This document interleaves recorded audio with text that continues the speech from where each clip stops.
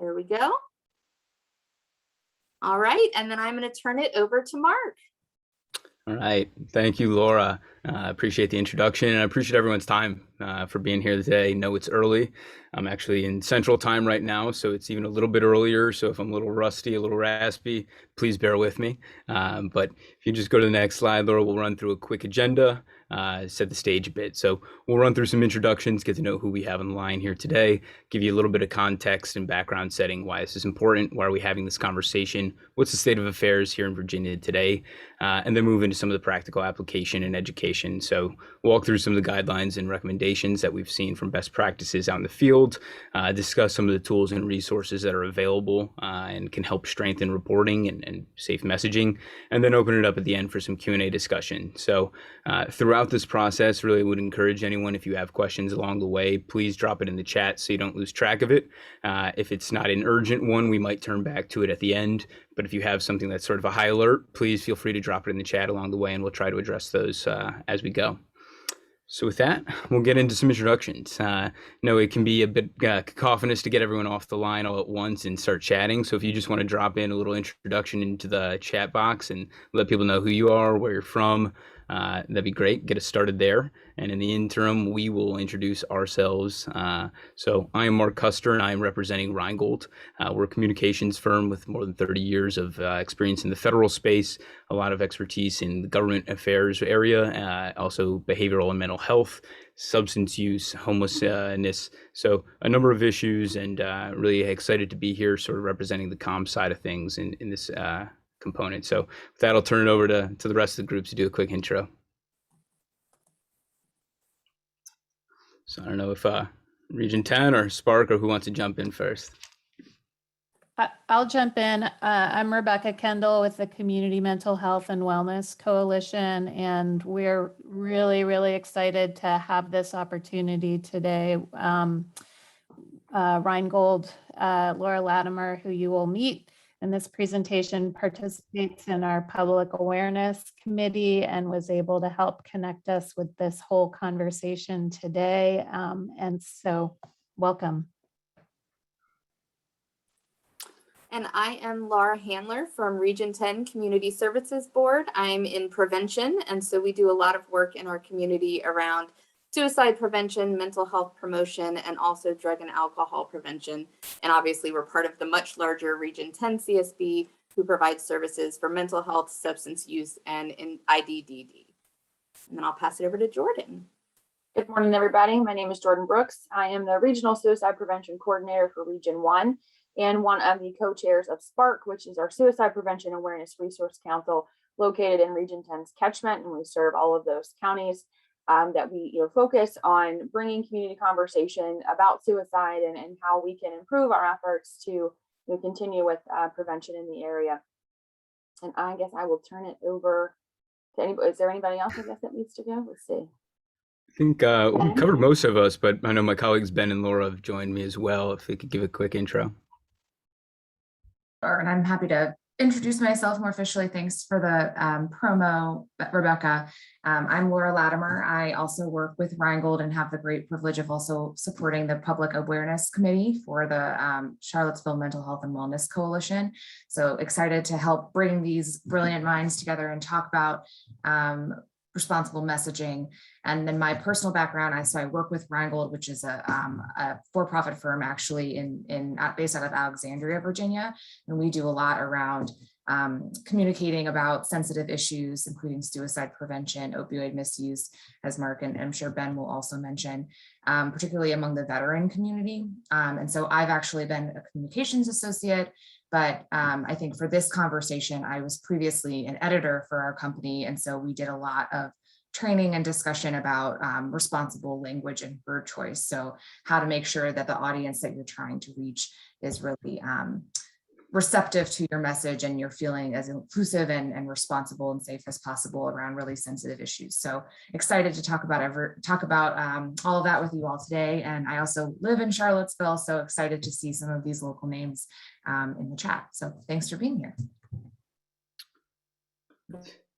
And my name is Ben Orton-Vipont. Just want to thank you all for being here as well.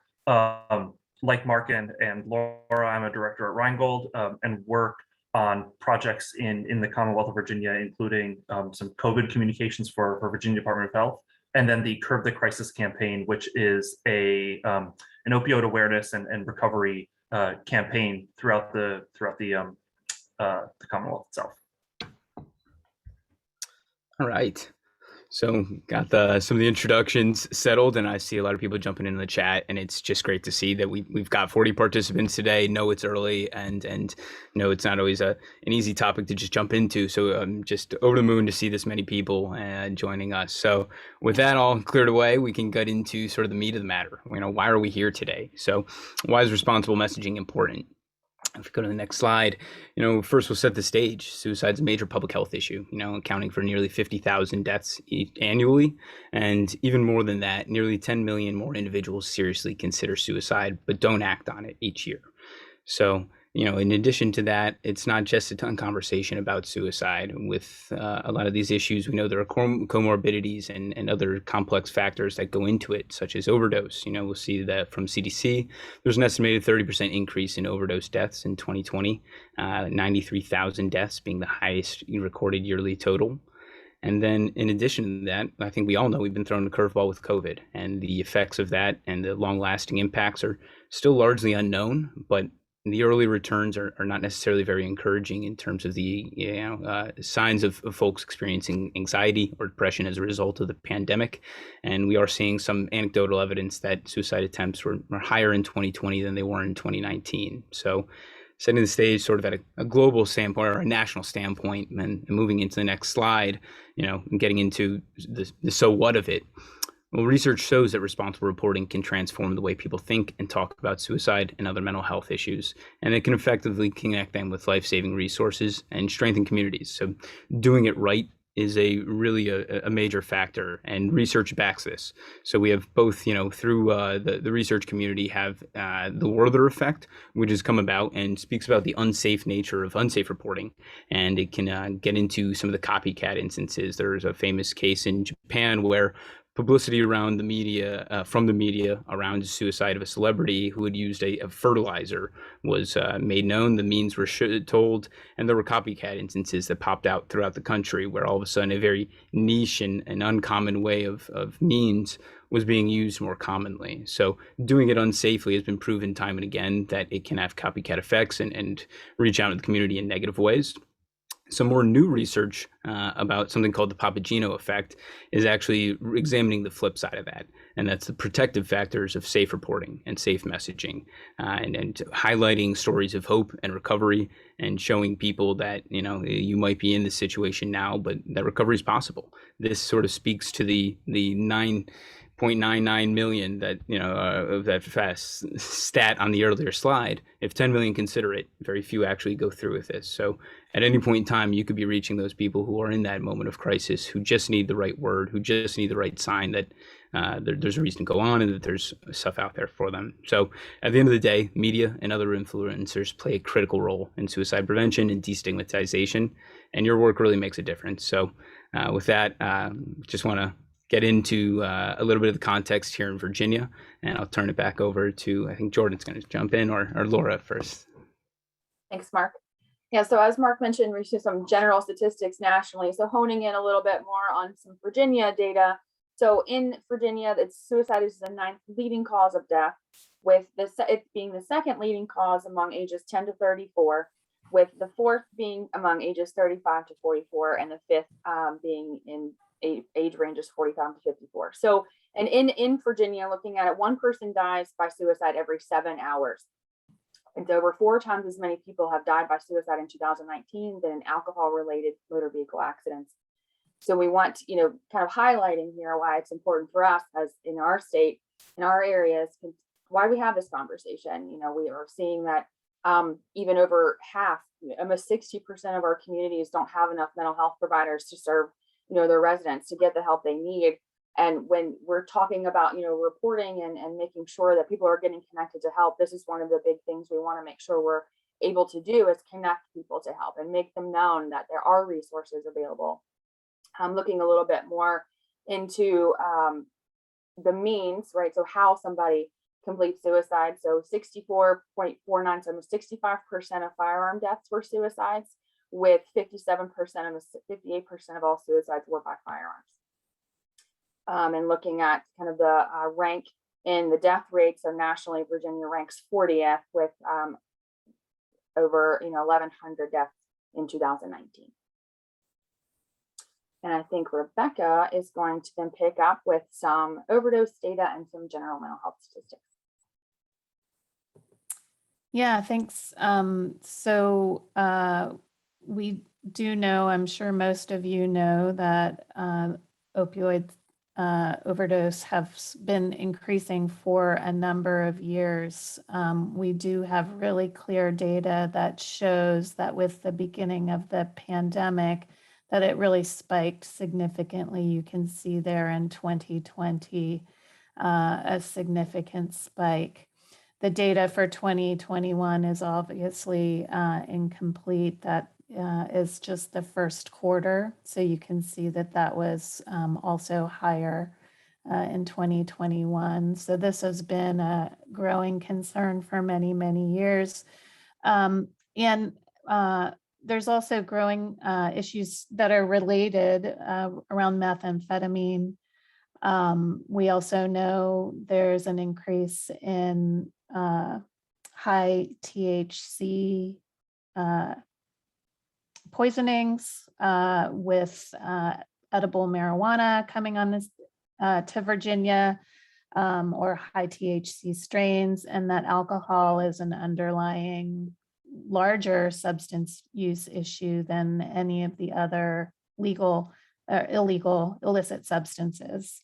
And also we know that about a third of people struggling or facing mental health challenges, also substance use challenges, also have mental health challenges as well.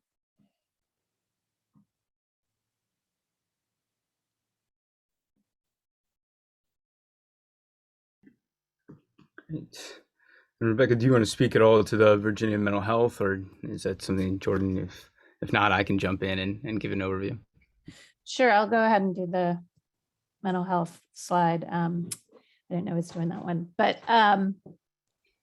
yeah, so nationally, we know that 1 in 4 adults will face a mental health challenge over their lifetime. So that drills down to 1.2 Virginians in 2019. During the pandemic, as many as a third of Americans have faced anxiety and depressive symptoms.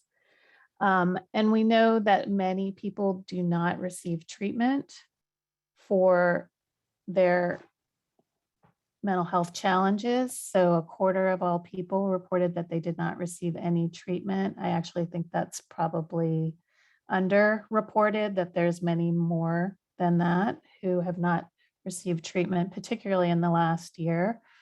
And that prevalence of mental health challenges among young people have increased significantly from 2004 to 2019. So 54% of young people have experienced major depressive episode during that time. It's increased by 54%.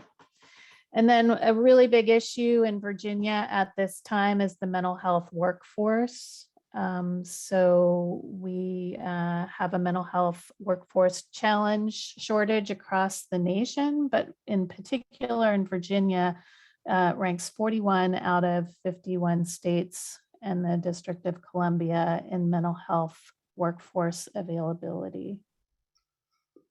Awesome. Thank you for pinch hitting on that one. And then last, we just wanted to show sort of telling the whole story. Rebecca, I know you dropped this in, but I think we can both speak to it, sort of just showing you the big picture of all the factors that go into health. It's not any one thing. And with suicide and complex mental health challenges, that's even more so. The socioeconomic factors, the physical environment, the health behaviors, and the healthcare itself all play different roles, but all important roles in this. So I just want to show that there is sort of a broader landscape when we think about health, and that it's not just limited to what you and your doctor might converse about, that a lot of these factors weigh into it. And especially when we're thinking about issues related to mental health, these factors can be even more pronounced at times. Rebecca, anything I missed there in that overview? Just, I think it's really important that wide angle lens really helps to tell the whole story, that this is not an individual issue, but there are many, many social determinants of mental health. Perfect. Thank you. All right. So yeah, I wanted to set the stage there because I think it's easy to look at this issue and think, if I'm in the media, what's my role? If I'm not a trained professional, if I'm not the one providing care. So you see that there's the scope that there really is a demand for people outside of the healthcare realm. The demand is out there and the supply isn't always there. So roles that can play a point in the intersections are especially critical. So now that we've set the stage, I think we can get into some of the best practices and probably why you're actually here today. So we can go to the next slide. We can start jumping in, starting with some broad guidance, some of the things that we've learned and that are pretty well entrenched in the field. I think one of the first things we hear from a lot of people is describing trends accurately and without alarm. When you start to see numbers like 10 million people seriously considering suicide, it's easy to get alarmist. It's easy to think that's a startling number, and skyrocketing isn't even enough to sum that up. But doing so can be dangerous, and it can really give the perception of people that it's normalized in a negative way, that this is everywhere, that it's inescapable, and it's inaccurate a lot of times. I think our experience, the best practice is really to use data. We'll supply you with a few resources later for data sets that we think are reliable and trustworthy. And it's always easiest to refer to someone else's authority and to bank on the fact that if you're talking about veteran suicide, VA probably has the right number. If you're talking about the general public, CDC or WHO might be a better bet, and really relying on those hard and fast facts rather than more, might be more colorful or descriptive language, but could also be damaging. Moving on to the next one, avoiding stating the means of death. Instead, you want to use more of a general report as a suicide, and keeping information about the location itself general, using neutral headlines. John Doe dead at 50, would be a better practice. I mentioned earlier the instance of Japan. There are a number of points where we've seen, mentioning the state or the location of the death, the means of death, can lead to copycats, can lead to that negative behavior in the community. Next point, this is sort of related to the Papageno effect that I mentioned earlier. Looking for opportunities to share stories of hope and recovery as appropriate. Sharing those stories of hope, healing, and recovery may reduce the risk of contagion. This is more nascent research than what we've seen with some of the Werther effect. So I think some of this still needs to be fleshed out around the edges. And there is a concern, even if you're telling only positive and empowering stories, that oversaturation is still a bad thing. We don't want the takeaway from this bullet to be go out there and publish 1 million stories about suicide. It really is something that only has a specific time and place. It should be related to something topically, and oversaturation, even with positive stories, can lead to a negative outcome. But in a time and place where there is a reason to report on the topic, mentioning some of those stories of hope and recovery can have positive impacts. And to Rebecca's earlier point, telling the whole story with a wide angle edge. There's a role for stories about individuals, and it's important to focus on that when appropriate. But there's also a bigger picture out there. There's a whole system of resources and an infrastructure in place that need to be spoken to, and talking about the policies, the systems in place that affect mental health. And when we're really focusing on just the individual level, it can go back to some of those outdated modes of belief. Mental health concerns are really focused on the individual. It's a sign of personal weakness or an individual failing, rather than recognizing it for a more societal and systemic challenge in most instances. So moving on to the next slide. Keeping it going. This one probably won't change anyone's worldview, but talk to an expert. It sounds basic, but it's there for a reason. These people have obviously immense background in it and can help clarify things and establish a relationship where you have that trusted resource that you can go to for information, to vet facts, to bounce ideas off. And that ties directly into the next one of seeking a credible source and choosing their quotes carefully. It's sometimes if they don't have the burden of being the expert, someone that you're quoting can introduce some dangerous language into an article inadvertently. But you want to make sure that you're treating those sources and those quotes with the same level of respect as your own content that you're creating. One of the big ones, obviously, including information about resources. I think if you've read, hopefully, many stories about suicide or mental health, hopefully you've seen that there is a link to the National Suicide Prevention Lifeline or the Veterans Crisis Line, or ideally a local resource.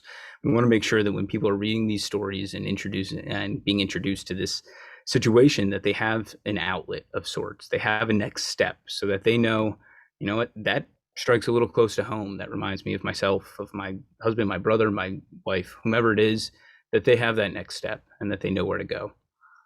And then using inclusive language. I think it's probably through this last year and a half, 2 years, we've all learned that mental health can be built on shifting sand at times. What's strong and perfect today can feel like it's all in shambles the next day. It's a changing continuum, and recognizing that we're all facing a challenge each and every day, and that mental health challenges are far too common and commonplace, that acknowledging that inclusively can really bring people a sense of comfort and connection and less isolation. And then just a quick shot, we had an example of having, sorry, Laura, having the information there in an article. So this is a good one example that I like because it's got the crisis text and chat line in there. It has the number itself, has information about the Veterans Crisis Line, and it has some information for Colorado specifically. In an ideal world, that level of granularity is something that we look to, because we want to make sure that resources and information are tailored as best possible to the audience. So with that, I think we will turn it over to our resident language expert, Laura Latimer, who can talk a bit about inclusive and stigma-reducing language. So choose. Thanks, Mark. Expert is a stretch, but I'm happy to share my experience. And so that actually is a good segue to the first part of what I wanted to share with you all today, is that experience is a great word for some of the sort of words that we might turn to, like struggling or suffering, or you might have heard Rachel or Rebecca correct herself this morning for saying things like mental health issues and changing that to mental health challenges. So trying to make those specific word choices that might, into the first bullet point up here, that might avoid some of that moral judgment in word choices. So to the extent that you can use neutral, plain language and avoid things like, collapsing into, or things that might seem like good, strong descriptive words. Sometimes in these cases, the suggestion might be to use, or the best practice might be to use something that's a little bit more neutral and just talk about people's experiences. Secondly, honoring and empowering the individual. I think kind of this goes hand in hand with that first bullet. So you might hear in conversation with your friends, even, a homeless person or a hobo or an addict or something, and thinking about that, flipping the script to be more of a person experiencing addiction, or a person experiencing homelessness, or a person experiencing autism. There's a lot of person first language. So really making sure that that person is recognized as a person and not just completely written off and labeled as someone that's dealing with this issue or challenge completely, that doesn't define them completely as their identity. Similarly, invoking pity or inferiority. Again, these words like struggling, or even sometimes the word help, asking for help. Try to think about it in a way that, you wouldn't, if you're, that doesn't convey weakness. So some, addiction is a health issue, excuse me. So it's not always a sign. There's a misconception, as I'm sure you're aware of, that it's something that is really a lack of self-control, for example. So trying to help empower the individual to them as a person just like anyone else. And a lot of these people are in higher positions of authority in society. And so there's not necessarily always that association between someone dealing with these issues and someone who's in a state of weakness in social class or economics or anything like that. So just really trying to consider the person first. Tokenizing, similarly, you don't want to try to avoid any instance where you're recognizing that try to avoid any language or word choices that places the individual that you're talking about as a representative of a broader group. This is a spectrum, it's a range. So when you're thinking about, and also with your sources, if a neighbor makes a comment, that doesn't represent everyone that's ever met this person. If a individual who is experiencing addiction has this opinion, they're not representing the community in any way. These are all very individual experiences, and encourage you to avoid tokenizing to the extent that you can. And then the last two are sort of about style guides. If you're familiar with style guides, AP Style Guide Associated Press has its own rules, and there's the Chicago Manual of Style, and so I'm sure most of you are familiar with these. So they sort of provide guidance for when you're talking about certain issues or certain topics, or even things like punctuation. But there's also a wealth of style guides out there for organizations, advocacy groups, autism awareness, for example, has its own messaging and language choices that they try to put out into the world. This link here to where it says preferred language is actually a great resource called the Conscious Style Guide. That's not just for things like mental health and substance use, but also talks about things like diversity and inclusivity. And so I highly recommend that one. But it tries to stay up to date on ways to again, respect the individual, empower the individual, and make sure that you're not turning to potentially stigmatizing language, which can be very powerful in your choices. And then the very last thing is that sometimes style guides are behind the curve. The style guides are dictated by people just like you and me. They have conversations, they make judgment calls, and sometimes those are not right. They're not quite there yet. And so would encourage you to think about when you're forced between a choice of reinforcing a stigma or having stigmatizing language and referring to and breaking a style, would encourage you to choose breaking the style, again, just to support individuality and the experience and help do what you can to reduce stigma. And chances are the style guide will catch up with you later on, so you'll be ahead of the curve. But that's it for me, and I'm happy to answer any questions as you think of them in the chat as we go on. Thanks so much. Awesome. Thank you, Laura. And building off that, it's not just the words that you put in that matter. And I recognize sometimes there's nuances when it comes to photography and headlines in the media industry, and that it might not be your direct purview, even if you're the person who wrote the article.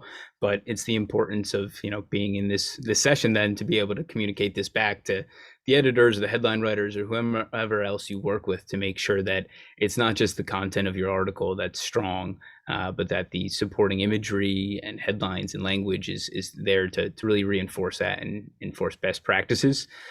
So the first one is to use appropriate photos and imagery. This is sort of my pet project. The group, I've already made it clear to them that my hope is that no more articles have the sad, depressed person with their head in their hands image that seems to be the single most common image on the internet when it comes to depression, mental health, suicide. That's a perfect example of sort of reinforcing the negative, showing someone who looks like they're wallowing in self-despair, someone who's really in a negative point in their life and in a bad situation. And that's the headline. And that's the main image that people see when they open the article. And in some instances, we see people try to get away from person-centric imagery and think that something a little more abstract can be safer to illustrate the topic.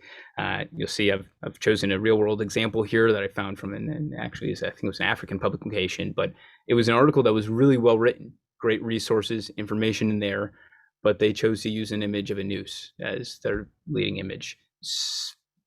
Very, very challenging image to open up if you're someone who's struggling with this, someone who's facing this. We're talking about the alarm sounding over suicide cases in Kenya. I opened this, and I see something that's depicting a lethal means, that's jarring. That's going to put someone in the wrong mindset. So want to start with that to make it clear that these are two bad examples. And please do not open this PowerPoint, copy and paste, and move those into yours, because we need to think about how to do something better. You really want to strike a sense of balance when we are using humans imagery. I think you want to start with sort of a sense of neutral. We want to, it's a tough line to walk, but you don't want to start with someone, heads and hands in a bad place, but you also don't want to show someone who's, they're really happy, at peace, at ease, and unintentionally imply that suicide might get you to that place. So it's a fine line, and we acknowledge that it is, there's a way to err on both sides, but try to stay neutral in that. And thinking about some of the power dynamics and inclusivity, this is less overtly about suicide or mental health, but it's important best practices just to think of who's in the image and who's not, and are you reflecting the realities of the story of the community, and speaking to some of those. And then, paying attention to some of the inadvertent issues in layout and working with the production teams, like I said. So making sure that, you're positioning images appropriately, that you're thinking about how it's going to actually display when it's written. Obviously, at times, it can be hard to think multiple steps in advance, and mistakes will happen, but that's totally fine. And our hope is then an acknowledgement that as we've moved into the digital age of news and reporting, that this isn't viewed as a one-time affair.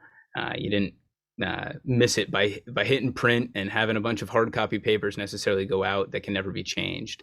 We live in a digital age where you can work with your editors, with the web team, to update things and constantly be improving. So just to plug that, we don't have to think of these as a single point in time issue, and that, with things living in perpetuity almost on the internet, that there's always an opportunity to strengthen and enhance the way we're reporting and depicting the topic.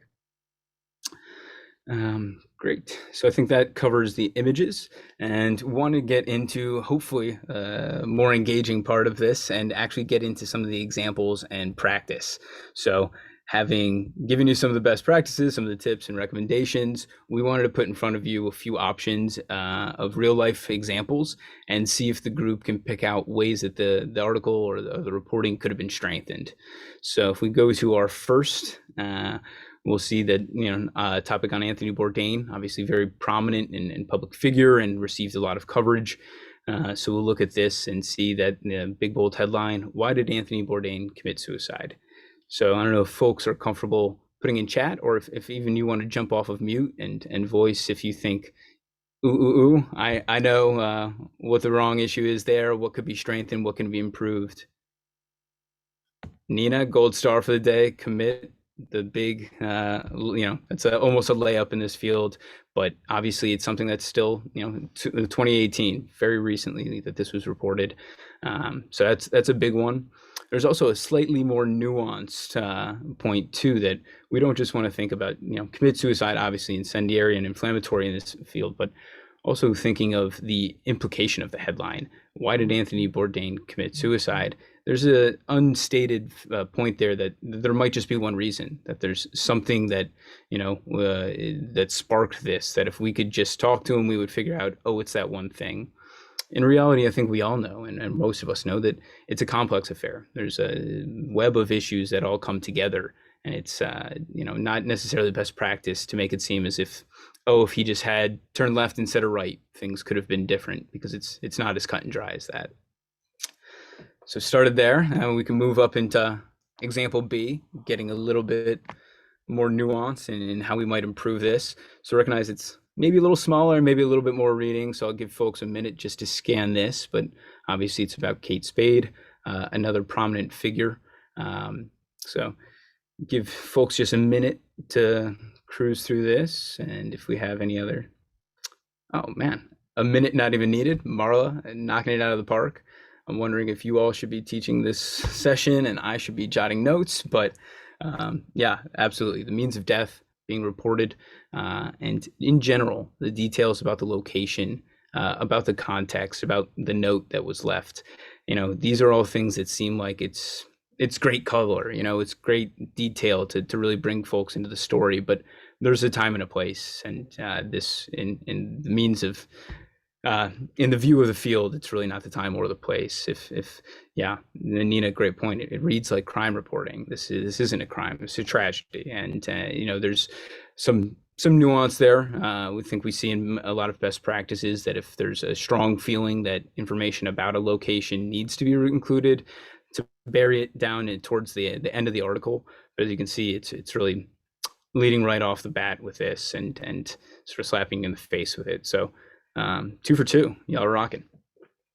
Move on to Article C, and this is a little bit more of a throwback. I don't know if folks remember this when it was all happening, but Britney Spears had a little bit of a mental breakdown, and the coverage was largely flippant and trivializing. And looking back in what we know now, and the sort of heightened awareness that we have of these issues, realize how dangerous this can be. This is a prominent figure who's clearly going through challenges that extend beyond the normal, and it's being trivialized, slapped on the front page of People. Obviously, I'm not a big reader, but and talking about these issues and making light of things like the comorbidities, the wild partying, substance use, the mental health challenges, and this type of conjecture is the type of thing where, especially with a celebrity, it feels like they're in the public eye. We can poke a little bit of fun. We can take a look at this, but it's really damaging, and it speaks to the sort of the mindset that an outdated mindset that a lot of people held about mental health. That it was something that,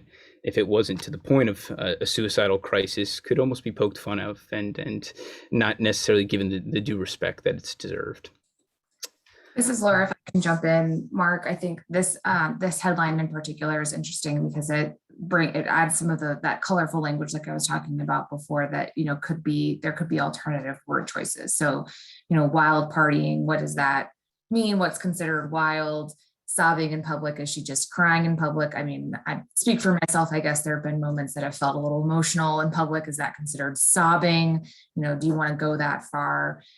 Shaving her head, there are people that just make that choice normally. So just thinking about, and then the word fear. So people fearing for the star and her children, and then entering rehab, which should be a positive choice for people that are taking steps for themselves, all combining together to paint this picture of a person. And obviously this is in People magazine, but painting a picture of a person who, this isn't really telling the full story, and then just is stigmatizing and contributing to that connection between the word breakdown too, contributing to that connection between mental health and mental wellness and activities which might not be associated in any way. Yeah, great. And I see that, Thomas chimed in the chat if young people can identify with her and copy her actions too. Yeah, it is a copycat risk, of course.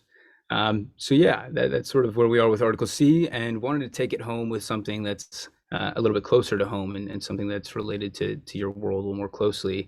So I'll kick this one over to Rebecca. I think you plugged this in, and we can see if folks, obviously this is another one with a little bit more reading. So if people want to cruise through here, this is the one that's going to separate the wheat from the chaff on if you can identify how this one might be improved. So I'll give you all a minute to read it, and then Rebecca, if you want to walk through how this might be improved, I'll turn it over to you.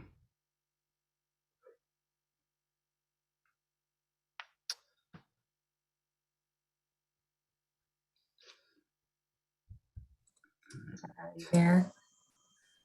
So anyone in the chat, anyone have any ideas on how this one might be strengthened?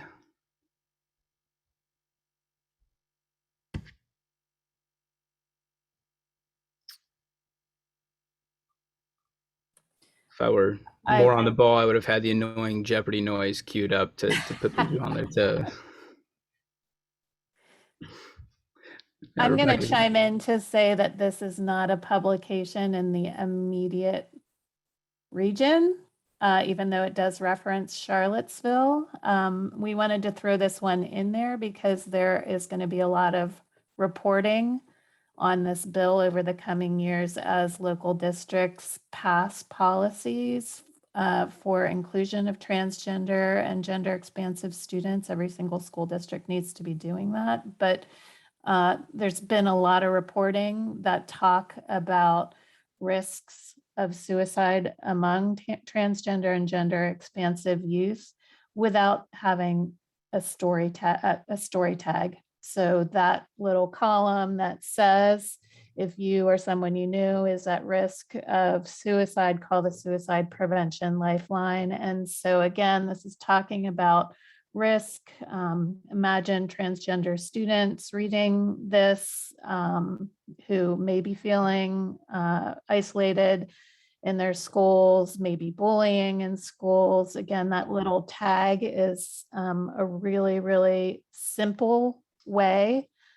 Same thing, whether it's talking about opioid concerns or increase in opioid overdose, having that, yes, so exactly. The Trevor Project Trans Lifeline would be excellent sources. We have some of those at the end of the presentation for you all.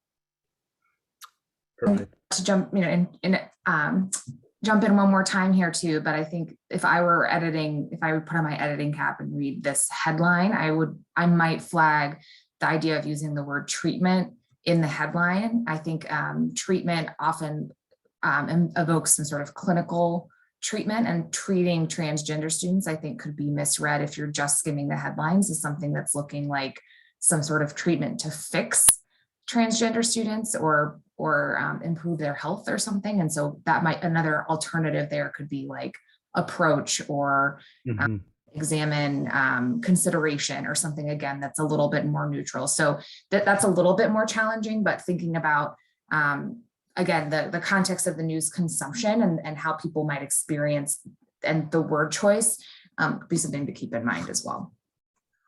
Yeah, absolutely. Thank you both.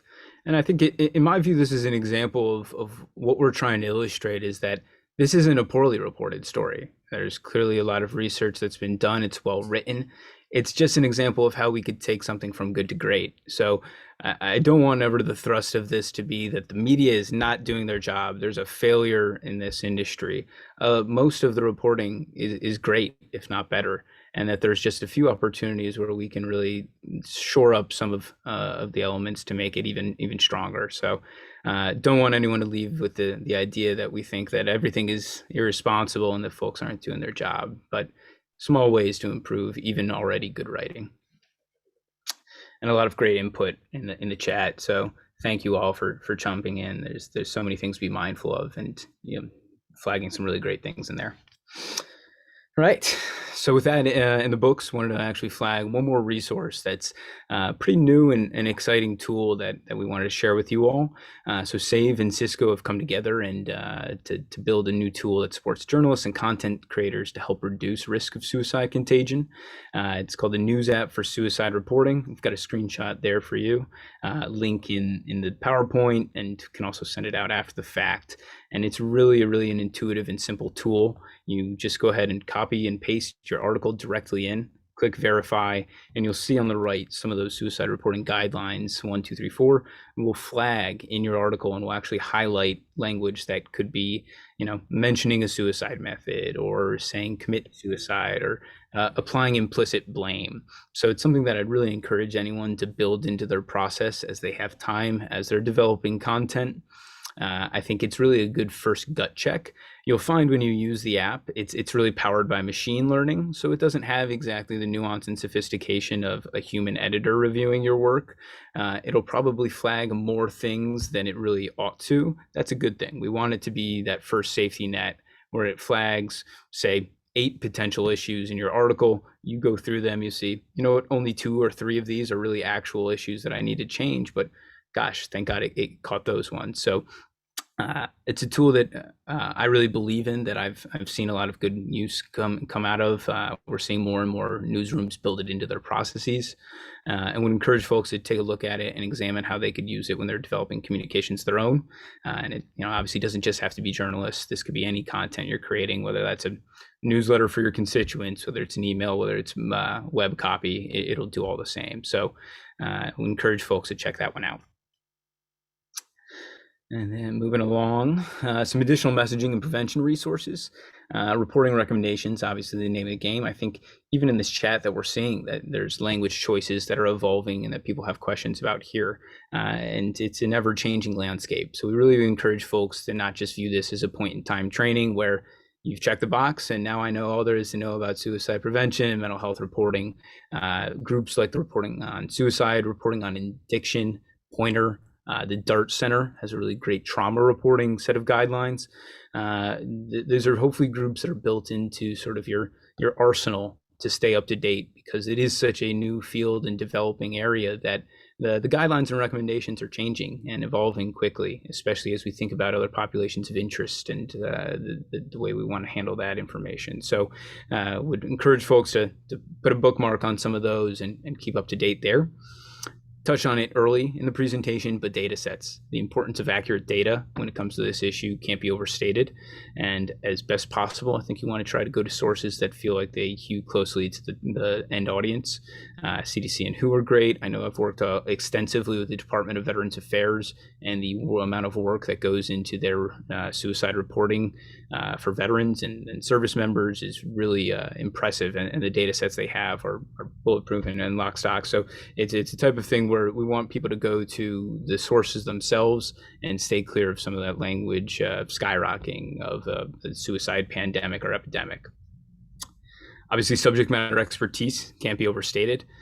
Groups like National Action Alliance for Suicide Prevention, the Suicide Prevention Resource Center, SAVE, the American Foundation for Suicide Prevention, great national organizations that have deep experience in this field, but also don't want people to think that you have to look national. There are resources, even right here on this session today, that are great for you and locally, and it might have more time, more understanding of the nuances of your community and the situations that are being faced. So this is a starting point, but in no way should it be limited to just these national organizations. Hopefully people will leave this conversation today having a better sense of what's out there and what's available to them right in their own backyard. And then audience-specific information and resources. This is something that we see with any public health issue, that one size tends to fit none and not all.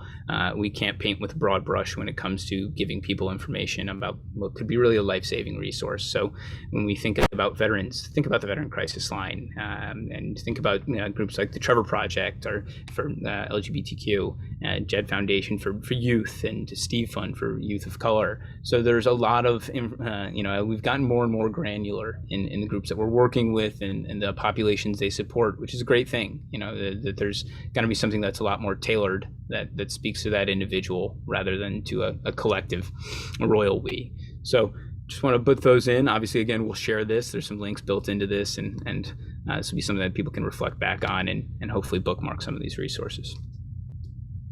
So with that, I think I'll spare you all from hearing me ramble on for any longer and open it up to the audience for some questions. I know that I've already gotten one in directly from Thomas, and I can get us started. Can you comment on the reluctance of public officials, politicians, and school boards in discussing mental health issues, and the same with parents who have the sort of attitude of, don't talk about this. It's going to put ideas into my child's brain. It's going to, sort of unintentionally seed these ideas. To that, the way I've said that people could break down barriers is that you're really working off a flawed assumption. I don't know if you spend much time on Twitter or Reddit or any social media platforms where young people like to congregate.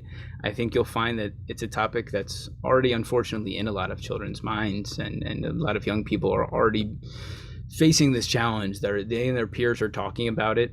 They're probably talking about it in ways that are a little more flippant and unserious, because there isn't someone who's talking about it from a place of authority.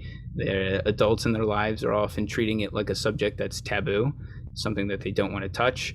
And so instead of getting something that's authoritative, that we know is coming from someone that really knows this, it's coming from their peers. It's coming from Mental Health Pro 412 on the internet, instead of from a counselor that they know and can put a face and a name to. So I think part of it is trying to communicate to people that it's not, there isn't an absence of these thoughts already. It's not something that's, oh wow, I had never thought of that before. It's probably ongoing, and it's better to learn from someone who you can trust and rely upon than to just let it happen and hope and pray that it's not really going on.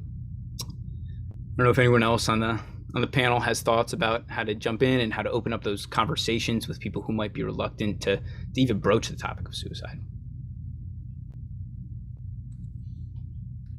happy to give it a shot, but others, who have more clinical experience, my experience is both personal and also based on some of the language I've read with my work at Reingold. But in my own personal experiences, I think as someone who's had low moments, I think the idea of someone not, it's just a really tough conversation in general. And so for encouraging people to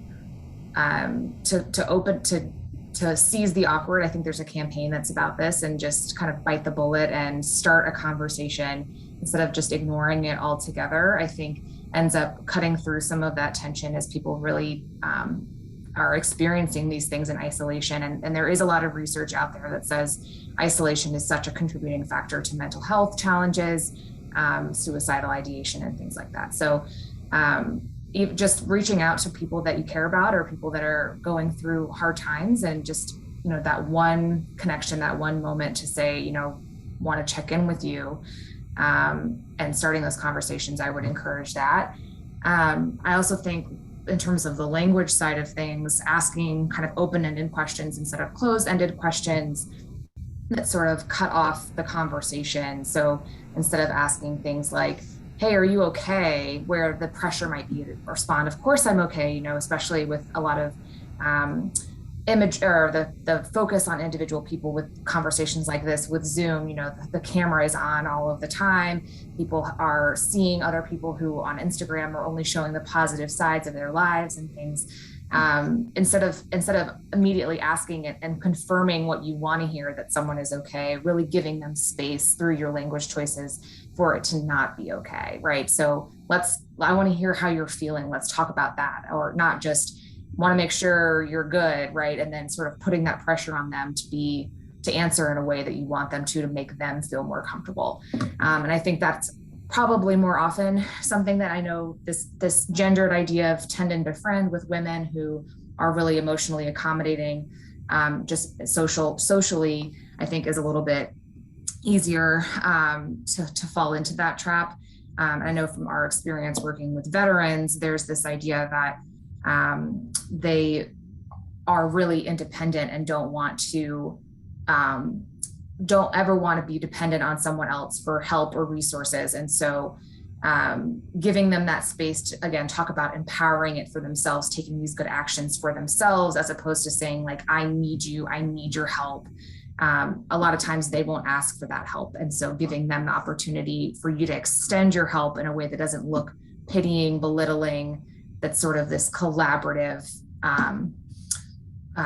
support network and support system, I think is a better approach. So I think I might have gotten off track of the specific question there, but hopefully some of that was helpful to you. Thanks for the question. Anyone else want to chime in? I think just kind of to piggyback, just being curious and even owning up to that it is a hard conversation. And if you slip up or you don't, it seems awkward, and owning like, this is hard for me to ask, but I'm concerned about you. And just, we're human and we're going to kind of fumble through it. And that's okay. But at least we're asking the question and connecting with folks. Thank you both. And all right, what are examples of better article picks? We saw the news, people with head in their hands. Thank you, Aaron. I think, this is one where it can be a fine line to walk. It's similar to some of what Laura said about language. It's really striking for a sense of neutrality. I think, using them in a different setting where it's not just a single shot on the person can work at times. It doesn't necessarily have to be the single most timely image of them. I think the big factor is looking away from sort of the harmful imagery. Someone who's really in a dark place, someone who's really in a sort of feels like they're in a tortured emotional state, and also straying away from really the glorification of it. Someone who looks at they're completely at ease, like there couldn't be a care in the world, and that it's really a sort of a happy, positive story. I think it's try to go in with the mindset of that this is a serious and somber topic at times, and that the imagery should sort of reflect that. I'm sure when you were writing the content, you probably weren't smiling much, but you probably weren't also in tears. You were just sort of treating it like it was a serious issue that needed to be reported as such. So sort of holding that through line and into the imagery choice is a good mindset. And so I think there's something like that. I think at times we've seen from our clients with Veterans Crisis Line, sometimes using imagery of their swag materials, of a wallet card with a number in it, or some other resource that could actually, sort of plug back in sort of into the help-seeking behavior that we want to reinforce, something that ties it to the end resources that we want to use, or ties it back to the community and the connection.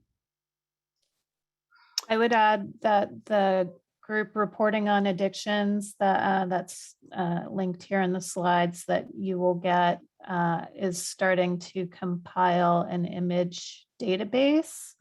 So they don't have it yet. It is a relatively new group, but that is one of the pieces of work that they're doing to help support responsible reporting. So you can sign up to get their newsletters and also be alerted when they have their image database together.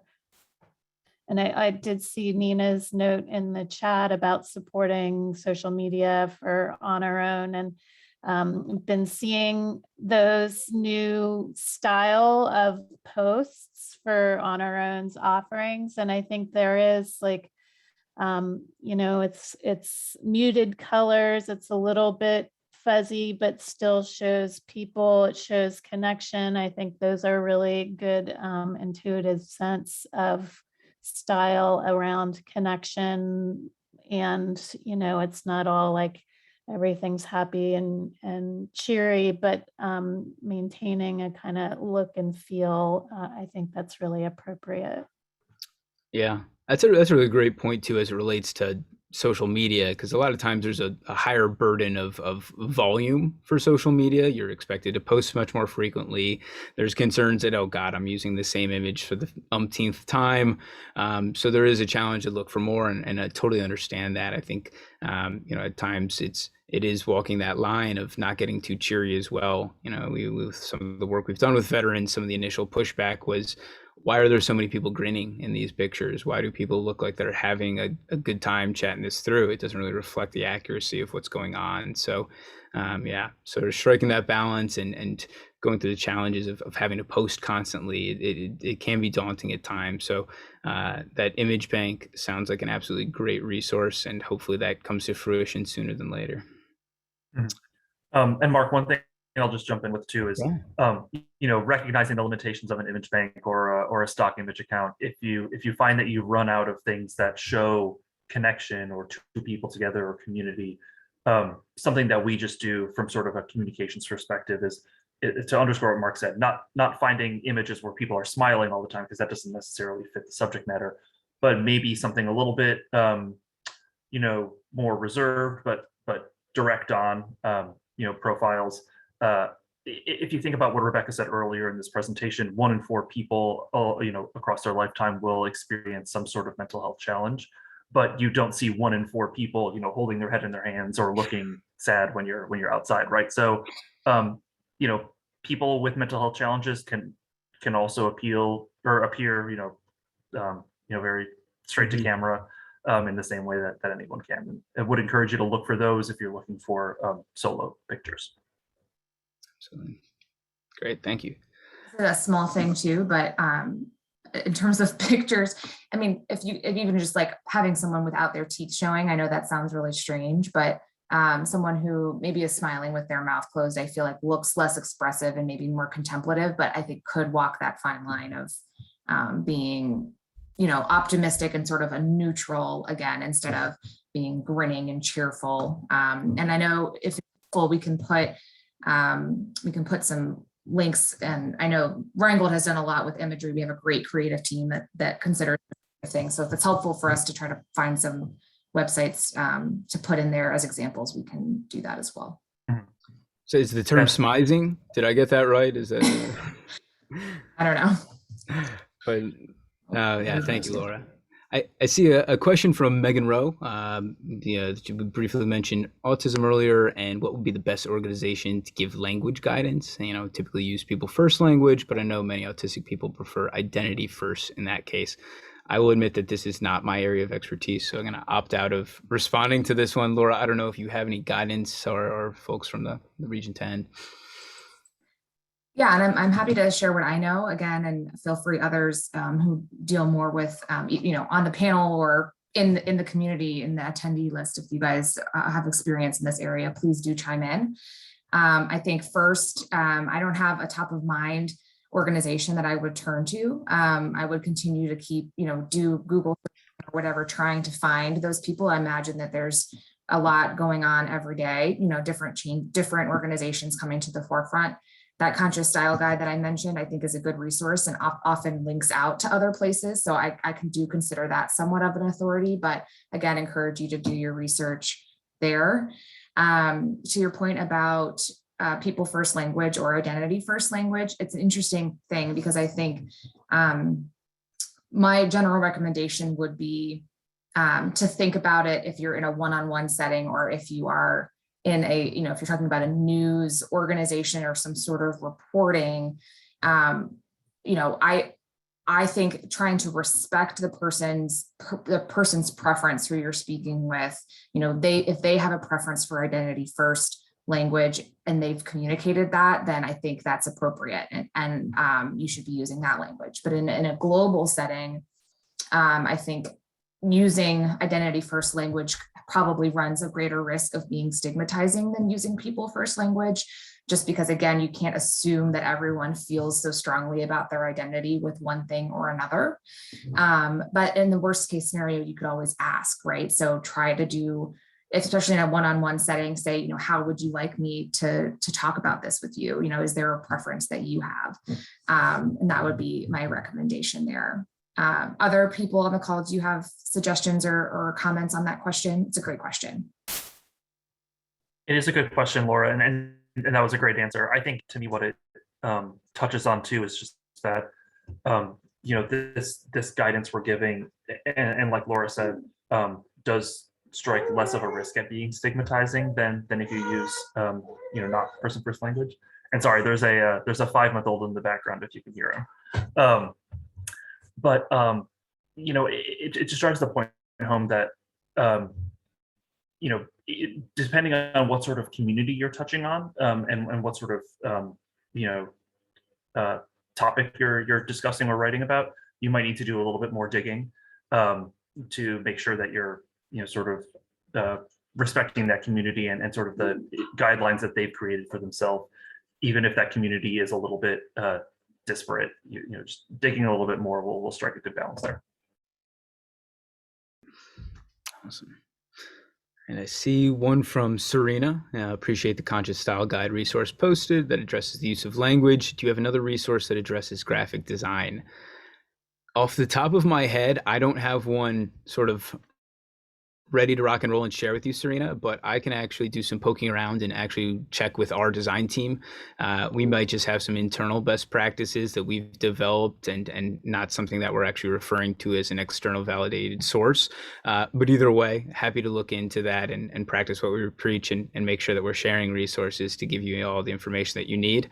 I will say that Pointer has some broad guidance on imagery, but it's more along the lines of what we've shared here and not very specific into the actual nuts and bolts of graphic design and probably at the level of sophistication that you're looking for. So I'm going to actually make a note to myself to try and poke around and see what we can find and share out with the group there.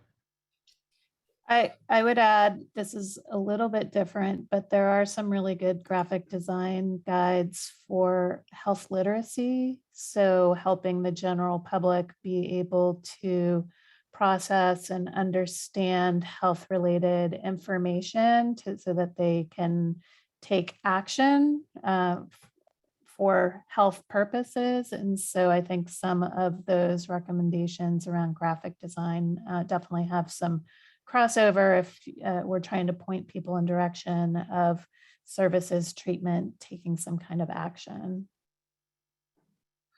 Absolutely. And it's another Well, instance where and- actually sort of the data sets can come into play. I know that there's a lot of times where you want to sort of cut corners on depicting data, and sometimes that can be risky. If the axes aren't properly balanced, if there's something that makes a rate look like it's really sharply on the increase because you want to illustrate that, and the original data set was a little flat to sort of illustrate your point. I think at times there can be the temptation to play with an axis or to do something where it's going to make it a little bit more overt. And while that's sort of a noble end goal that you want to really drive home the point, at times it can be another one of those points that's sort of inflammatory and makes it appear as though issues are more heightened than they necessarily are. So that's one sort of practical example that I've seen. But again, thank you for the question, Serena. And I'm going to make a point of action to try and follow up with something more concrete. And I think that is the list of questions. I'm giving a quick scan to the chat right now, but welcome. Obviously we still have some good amount of time. If folks have questions, if people want to jump off mute and say their piece or chime in, or actually weigh into this conversation. This doesn't have to feel like it's a interrogation. If people want to jump in and converse, we're more than welcome to that. If not, I think we just have a few. Go ahead. I'm just continuing the conversation. So if people want to jump in, feel free to do so. I was curious, Rebecca, if you wanted to share out the discussion that you brought up. I know internally we had talked about sort of this idea of suicide is preventable. And if you wanted to share a little bit more about that line of thinking, I'm happy to, but mostly preventable was the language that we talked about. Oh, you're on mute. Sorry. Yeah, I had recently received a blog post from a mental health policy organization that was starting to think through the issue around suicide, the messaging that suicide is preventable, which is clearly, obviously something that we want to communicate and promote. But within the world of suicide, we know that it's not always preventable, right? And that, people who have lost loved ones to a death by suicide are racked with grief that kind of messaging can reinforce. And so I think, yeah, Laura, you're going to have to help me remember the recommendations for that kind of messaging was starting to look at, like nuances around it's mostly preventable. Can you remind me some more about that?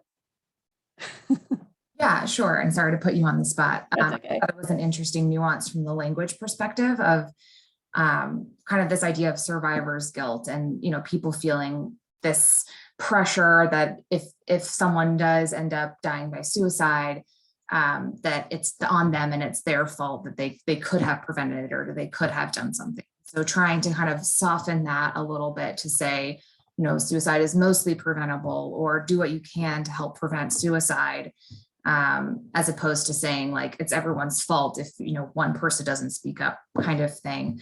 There is just a lot to unpack in these kinds of experiences and issues, and it's to Mark's point earlier, when you're writing, it's rarely, if ever, just one thing that happens that's that will either make or break that decision. It's really a confluence of a lot. So I think the recommendation there would be to, when you're referring to these resources or considering talking about these really sensitive issues, to also think about the people who are reading it and how they might, they're also probably dealing with complicated thoughts of grief and all of that. And so trying to think about how the stories might affect them and their reactions.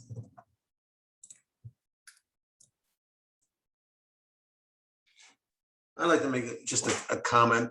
Our foundation supports the Sources of Strength program and implementation in middle and high schools. And get to your point, you look at the title there, Sources of Strength. And what it bases is, it tries to build on the coping skills, listening skills of students and teachers within the school environment. So it projects strength rather than on the shock and awe of the statistics that you often hear.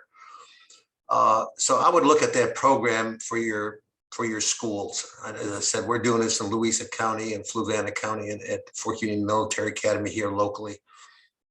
The other one, and I know there was a recent loss, but there's an organization called Comfort Zone Camps. I just put this out, it has nothing to do with this topic, but they're in Richmond, and they provide support for families that have lost, or especially teens that lost a loved one between ages of 5 and 25. That's their clientele, but from any cause. But they were very, very helpful in supporting our family when I lost my grandson to death by suicide back 5 years ago. So those two organizations look at Comfort Zone Camps, and the other one is Sources of Strength. Thank you. Love those. And to Laura's point in the chat, reframing it as strength is so powerful.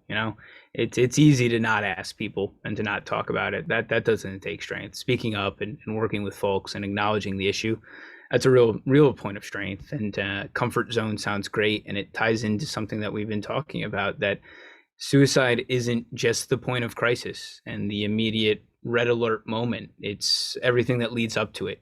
And unfortunately, when it does happen, it's what comes after. And, it's a topic called postvention and what we can do after the point of a suicide. And, resources and groups like that are looking to address sort of the whole system at place, the family, the groups of people that are impacted by it are essential. I think it's not always given enough attention to, people are just focusing on the single point of crisis, and something like that is so effective. So thank you, Thomas. I really appreciate you getting on to speak up about those and share those with the group.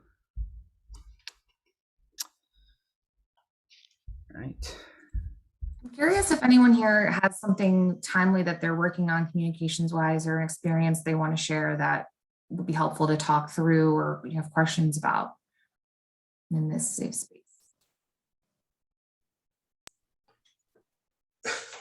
I don't mean it. One of the things my son put together, and it's on our Connor Strong Foundation website, it's called Help Is at Hand, and it's a book that was specifically written for families that have lost a loved one to death by suicide. And it's online. And if you go to the front page and go towards the bottom, you can pull it up. We also have it in Spanish. And what's nice about it takes you through dealing with the police, the coroner, all from week 1 on. At the very end is a list of, and we're based in Northern Virginia. There's a list of local organizations, and you can take that free and modify it for your own community. So that's something that you might want to, I don't know, from your point of view, you can look at, but that's something that we make available, free to anybody.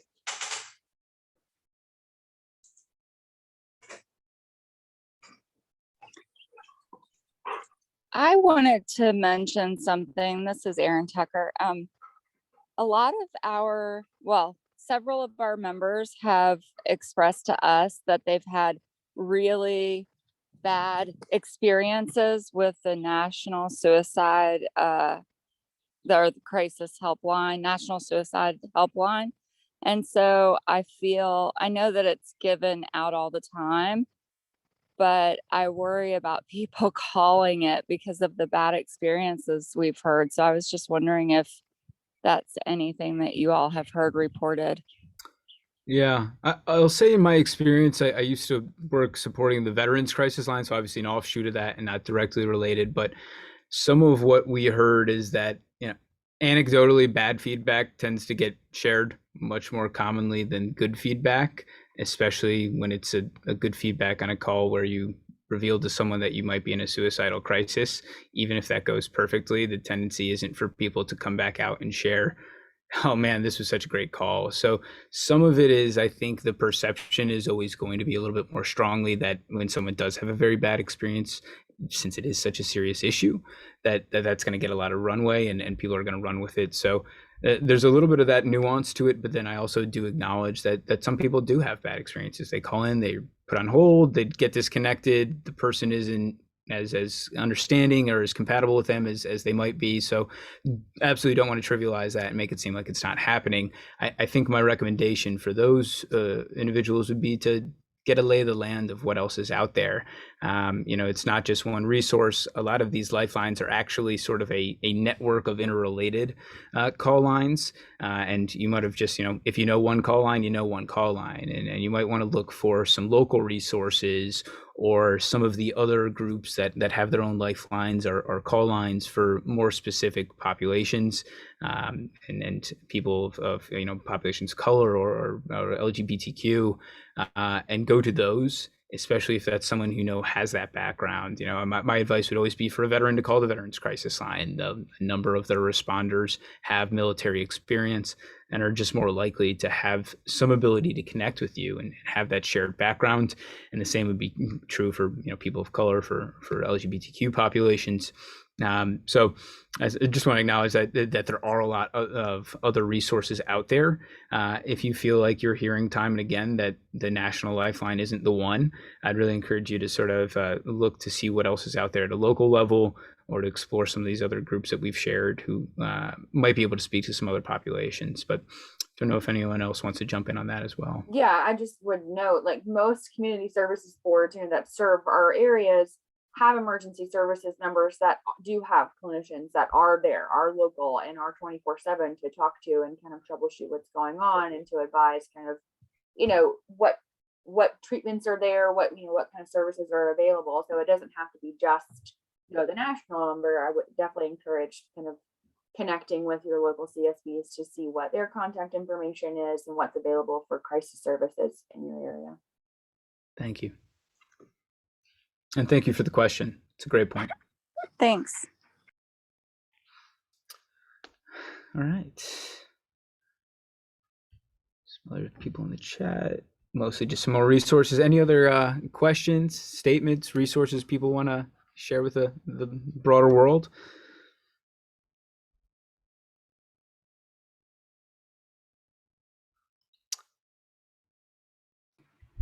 Oh, I have a quick question. Sure. Hi. So in the social media work that I specifically work on for On Our Own and Uplift Thrift, we interact with a lot of college age students, and I wonder if anyone has any specific resources directed toward that specific age group, and also like a lot of like queer and neurodivergent kids too. I'm sorry, I admit my internet cut out halfway through, so I heard the name of your organization and then neurodivergent groups. Oh, sorry. No, that's entirely my fault. Sorry. So I work for On Our Own, and we're a peer support group in Charlottesville. And sure. I specifically manage our nonprofit thrift store, and we do a lot of social media that connects with a whole lot of students from the University of Virginia here, and many of them are, queer, trans, like neurodivergent. And I wonder if you guys know any specific resources that may be targeted toward that age group, because obviously I'm not in that age group. So I just do my best to be like the cool old person, but yeah. I'm always looking for resources for that. Yeah, having aged out myself, I only know a few. I think Trevor is great. Steve Fund is another great one. I'm not as conversant with some of the neurodivergent groups, but there's a lot out there. And I think, again, I think that can be a little bit of a call to action for myself to do some follow-up and make sure that we've got some resources on that. The big one I know of is Trevor and Steve are both really great resources. And I see youth mental health. Thank you, Laura. Thank you, Laura. Doing the Lord's work of making me look less like a fool while I'm rambling here. But there's a lot of great ones. And I think it's also important to sort of view yourself as one of those. It doesn't necessarily have to be a formal designation, and really creating just a safe space and a safe community can have impacts that that you're not going to necessarily see on an article on one of these groups' pages. That the work that you're doing in your community and the sense of collaboration and collectiveness that you can foster with people who are just like-minded and are drawn to you naturally can be more powerful than something that feels like it's organized from on high or that you're following best practices. So I think really just continuing to do a lot of the work that people are doing and making sure that they're just thoughtful and considering people's backgrounds. People have different backgrounds, but at the end of the day, we're all human. So sort of treating them someone like a human first, and then getting to know their specific idiosyncrasies or their preferences or what they like and don't like, that sort of will naturally follow. So we can follow up, and I think some of those links are embedded in the presentation, so you'll have some of those, but we'll make sure that we keep pounding the pavement for any others. I don't know if any other people have good resources. Yeah, Thank sorry, I'll just be jumping with my ideas. Shout out to Nina. I love Uplift Thrift. It's good to see you on this call. The other thing I would share, kind of piggybacking on that, Mark, is I know Reingold does a lot of work on what's called peer-to-peer influencing, and I think that that's part of this discussion. And so, especially again with our veteran community, having something that feels sort of other, you don't understand me, I've had this unique experience, getting that messages, there tends to be a wall and a barrier, an emotional barrier there. And so sort of this authority dynamic and this resistance to receiving those messages. So when you're thinking about these sort of unique circumstances, to Mark's point, would encourage you to find opportunities for peers to connect with each other and say, I've been through this. And I know, Nina, you guys have peer recovery. I mean, that's part of the point, right? Is I've been through this, you've been through this. This isn't coming from someone on high in DC or whatever, who has no context of this personal experience, connecting those people and saying, maybe even admitting, this isn't something, you could say, I wasn't born, I'm not of this generation, right? And you guys are probably experiencing things that I can't understand, but let me connect you with someone. Let me help you find someone who can really share this experience with you. And I'm committed to your recovery in that way, I think could be really powerful.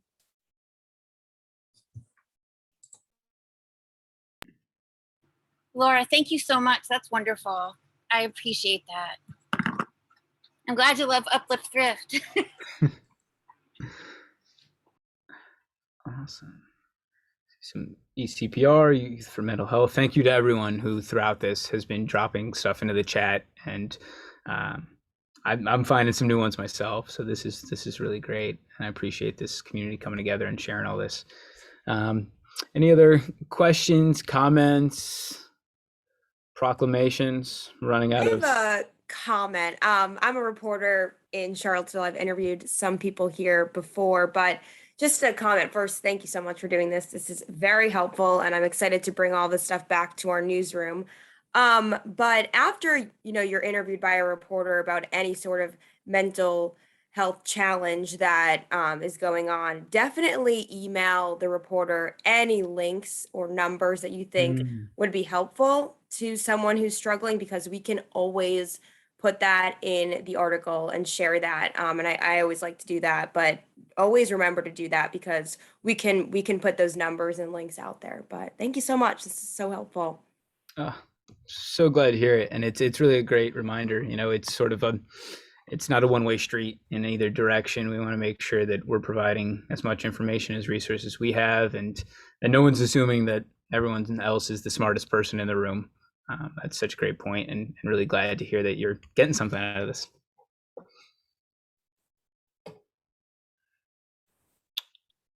Cool.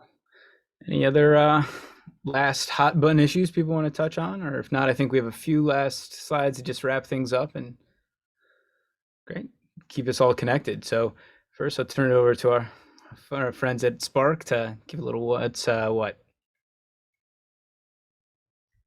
Laura, do you want me to take this? Okay, so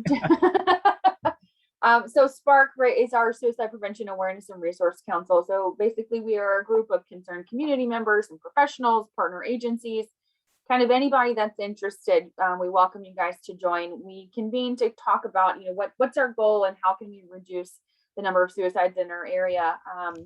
And we meet monthly. It's the fourth Wednesday of every month. Right now it's via Zoom. So if you're interested, you can email Laura Handler or myself, and we can put our emails in the chat. If you are interested to kind of see what we do and joining us, we have Facebook and Instagram pages, and we try to kind of promote what events we have going on, and just kind of, information and resources available throughout the community. We have a website as well. So we do, the information on this is actually incorrect as of now, but we do an annual walk that kind of brings awareness and conversation about suicide prevention. And this year we have to move it to a virtual format because of COVID and just the concern for our community as, public health concerns. So we will still be hosting a walk. It's going to be virtual. So we're encouraging people to register and kind of come out and walk in your own communities and with your family members. We will have a speaker Saturday morning on the 23rd, which is actually going to be my husband and myself, who is he's a firefighter with Albemarle County and has a great story to share. So if you guys are interested, please check out our website and register and join us throughout that week.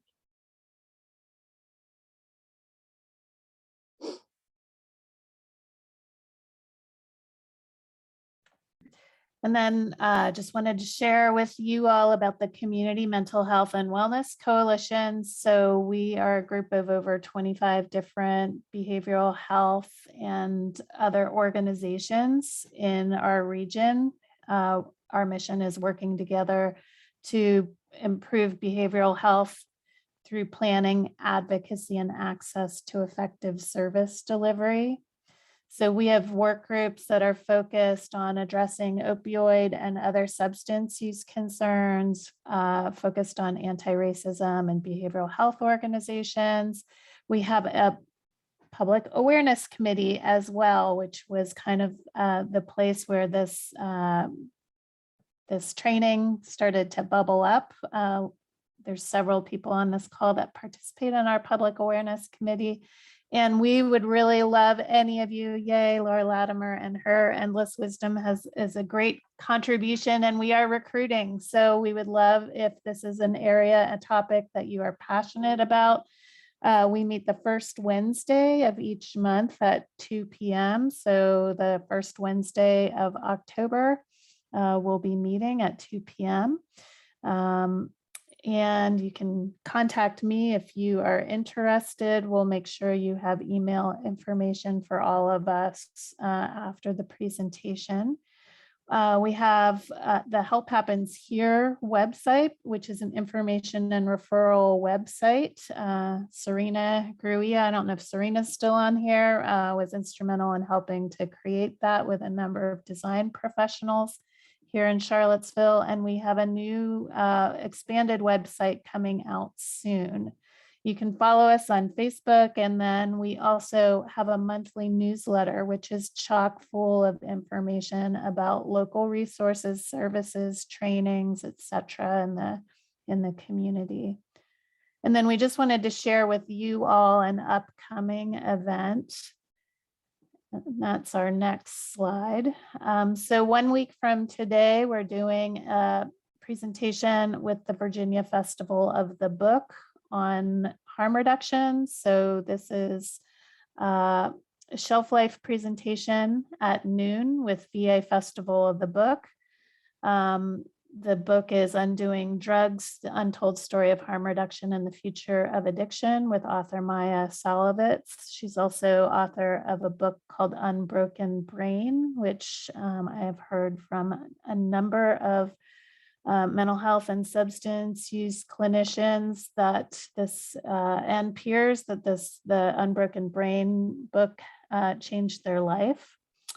And then following up with that, we're going to be doing a panel presentation with local harm reduction champions and providers. It's going to be facilitated by Erin Tucker, who's on the call from On Our Own.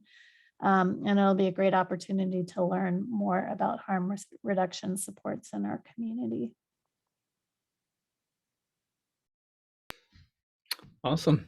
Yeah, so some great things coming up, and I've got my information here. I don't have any fun events or any meaningful things to share with you on that front, but if you'd like to get in touch and chat comms, you can reach me or Laura or my colleague Ben, and always excited to hear more from people and talk about if there's any interest in learning more or doing more. We're always our ears are open, our doors are open. So I just want to take another moment to thank everyone for making it out today. It's really encouraging to see this many people who are this dedicated to the field and to this work.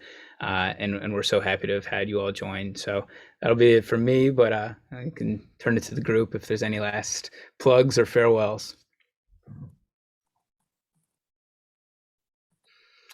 If not, sounds like we're largely good to go. So again, appreciate everyone's time and interest in this. If you have follow-up questions, just want to hear about a resource, what was that thing you mentioned? Again, mcuster@reingold.com. I think my colleagues have also put some of their information in as well throughout the day. So please reach out to any of us. We're really passionate about this work and happy to help any way we can. So say farewell to folks and thanks again.